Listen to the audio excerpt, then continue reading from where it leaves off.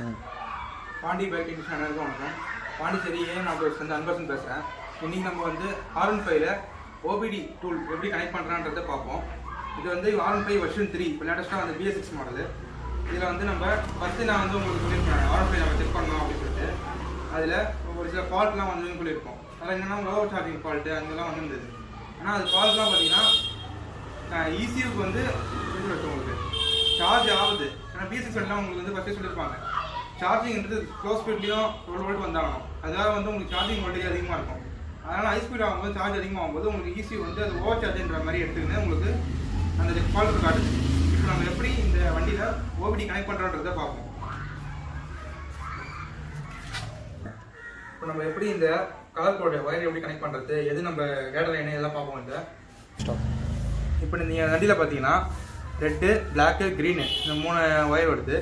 இதில் நீங்கள் red colour பார்த்தீங்கன்னா பாசிட்டிவ் கொடுத்தாச்சு.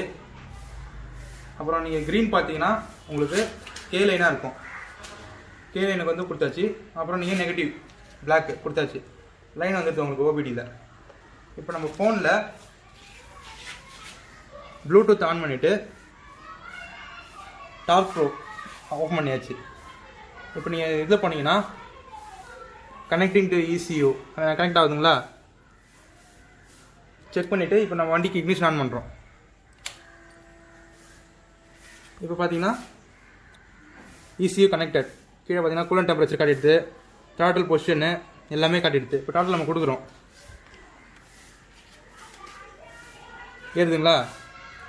ஓகே. இப்போ நம்ம இதில் ஸ்கேன் பண்ணி பார்ப்போம் ஏதாவது நம்ம ஃபால்ட்டு காமிக்குதான்ட்டு.